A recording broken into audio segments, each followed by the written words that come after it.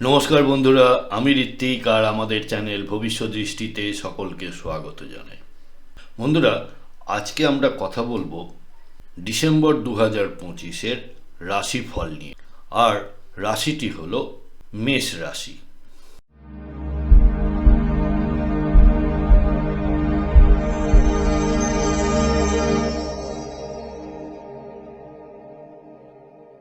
বন্ধুরা, আপনারা যারা আমার চ্যানেলটি অলরেডি সাবস্ক্রাইব করেছেন তাদেরকে জানাই আমার অসংখ্য ধন্যবাদ ও কৃতজ্ঞতা। যারা এখনো সাবস্ক্রাইব করেননি তাদের কাছে আমার বিনীত আবেদন, চ্যানেলটি সাবস্ক্রাইব করুন এবং পাশে থাকুন। মেষ রাশি কালপুরুষের রাশিচক্রের প্রথম রাশি। এটি একটি অগ্নিতত্ত্বের এবং চর প্রকৃতির রাশি। মঙ্গলদেব হলেন এই রাশির অধিপতি। বন্ধুরা, 2025-এর ডিসেম্বরের 1 তারিখে আমরা গ্রহগত অবস্থান এই সামনের স্ক্রিনের যে ছকটি রয়েছে এটির মতোই দেখতে পাবো। অর্থাৎ বৃহস্পতিদেব রয়েছেন চতুর্থ ভাবে, কিন্তু 5ই ডিসেম্বর উনি আবার আগের রাশি অর্থাৎ মিথুনে প্রবেশ করে যাবেন আপনাদের পরাক্রম ভাবে। বৃহস্পতি এখন অতিচারী অবস্থায় পুনর্বসু নক্ষত্রে রয়েছেন। কেতু আপনাদের পঞ্চম ভাবে রয়েছেন পূর্ব ফাল্গুনী নক্ষত্রে। বুধ খুব সম্প্রতি মার্গী হয়েছেন এবং এই মুহূর্তে অবস্থান করছেন আপনাদের সপ্তম ভাবে, কিন্তু ডিসেম্বরের 6 তারিখে বুধ প্রবেশ করবেন বৃশ্চিকে। আবার 29 তারিখে আপনাদের ভাগ্যস্থান অর্থাৎ ধনু রাশিতে গোচর করবেন। রবি বর্তমানে বৃশ্চিকে রয়েছেন এবং 16 তারিখের পর আপনাদের ভাগ্যস্থান ধনু রাশিতে প্রবেশ করবে। মঙ্গলদেব এই মুহূর্তে রয়েছেন স্বগৃহে এবং জ্যেষ্ঠা নক্ষত্রে বিরাজ করছেন। আগামী 7ই ডিসেম্বর ধনু রাশিতে গোচর করবেন মূলা নক্ষত্রে। শুক্র আপনাদের অষ্টম ভাবে গোচর করছেন, কিন্তু 20 তারিখে ধনু রাশিতে প্রবেশ করবেন। রাহু ইতিমধ্যে নক্ষত্র পরিবর্তন করেছেন এবং উনি এখন নিজের নক্ষত্র শতভিষা নক্ষত্রে গোচর করছে। শনি বক্রীভাব ছেড়ে 28 তারিখে মার্গী হয়েছেন এবং পূর্ব ভাদ্রপদ নক্ষত্রে গোচর করছে। তো এই গেল গোটা ডিসেম্বর মাসের গ্রহগত অবস্থান এবং তাদের ট্রানজিট। এবার আমরা এই ট্রানজিটের ফলে যেসব ফলাফলগুলি আসবে সেগুলির দিকে নজর দেব। আপনাদের ফিফথ লর্ড রবি অষ্টম ভাবে অবস্থান করার কারণে আপনাদের কিন্তু পেট সংক্রান্ত কিছু সমস্যা দেখা দিতে পারে। তাই খাওয়া দাওয়ার ব্যাপারে কিন্তু আপনারা যথেষ্ট সাবধানতা অবলম্বন করবেন ডিসেম্বরের 16 তারিখ অবধি। আপনাদের লগ্নপতি এবং একই সাথে অষ্টমপতি মঙ্গল ভাগ্যস্থানে গোচর করে যাবে 7 তারিখে এবং তার চতুর্থ দৃষ্টি পড়বে শনির ওপরে। আবার উল্টো দিকে শনির দশম দৃষ্টি পড়বে মঙ্গলের ওপরে। তাই এদের মধ্যে একটি দৃষ্টি বিনিময় যোগ তৈরি হচ্ছে।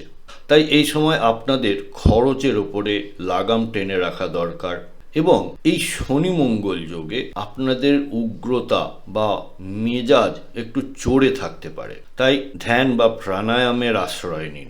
এই মঙ্গলেরই সপ্তম দৃষ্টি তৃতীয় ভাবে পড়ায় ছোট ভাই বোন পাড়াপড়শিদের সাথে ব্যবহারের ক্ষেত্রে একটু সহনশীলতা ও ধৈর্য দেখাতে হবে।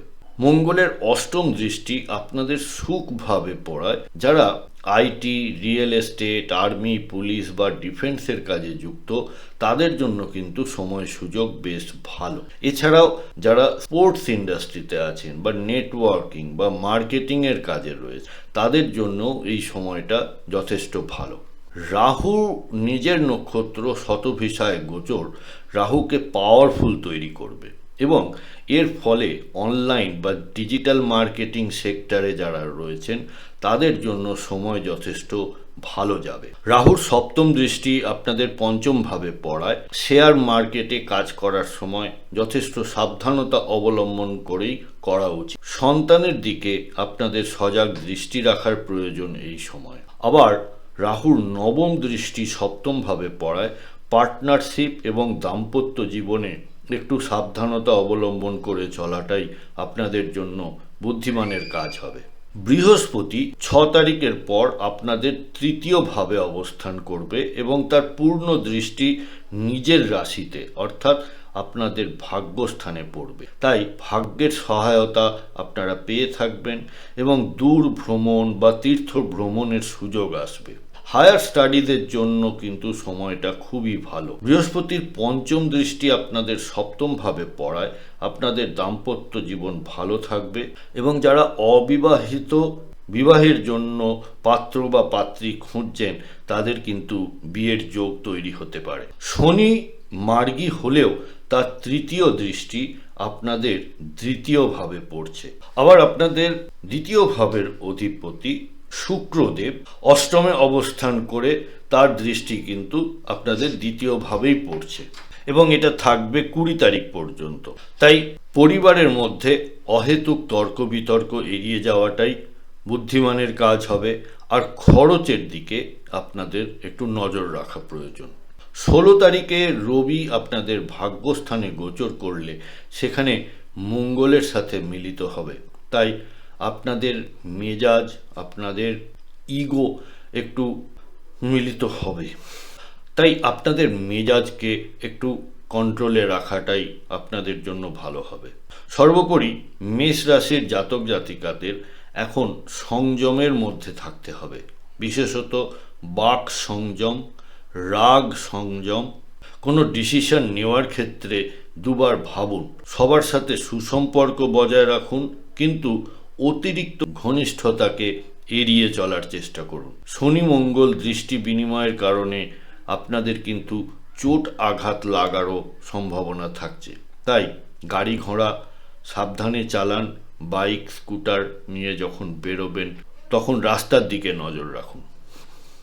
বন্ধুরা, আমাদের এই ডিসকাশনে কোনো পার্টিকুলার চার্ট ধরে বা গ্রহের অবস্থান ধরে কিন্তু কোনো কথা বলা হচ্ছে না। আপনার কোনো হাউসে যদি সমস্যায় থাকে বা জীবনে কোনো ধরনের সমস্যার সম্মুখীন হন, তাহলে আপনারা ভবিষ্যৎ দৃষ্টির সাথে যোগাযোগ করতে পারেন এবং আমাদের কাছ থেকে আপনারা কনসালটেশন নিতে পারেন। আপনাদের ন্যাটাল চার্ট বা গ্রহগত অবস্থান জন্মকালীন, তার সাথে দশা অন্তর্দশা এবং আগামী দিনের যে ট্রানজিট এবং তার প্রভাব, এই সব মিলিয়ে আপনারা একটি রেজাল্ট বা সলিউশন আমাদের থেকে পেতে পারেন। কন্ট্যাক্ট নাম্বার এবং ওয়েবসাইট এবং চেম্বারের অ্যাড্রেস সবই দেওয়া হলো, আপনারা সময় মতো যোগাযোগ করতে পারেন। বন্ধুরা, প্রতিবেদনটি কেমন লাগলো আমাকে অবশ্যই লিখে জানাবেন কমেন্ট বক্সের মাধ্যমে। যদি ভালো লেগে থাকে তাহলে একটি লাইক করবেন আর আত্মীয় স্বজন বন্ধু বান্ধবের সাথে শেয়ার করতে ভুলবেন না। আজকের পর্ব এখানেই শেষ করছি। সাথে থাকার জন্য অনেক ধন্যবাদ।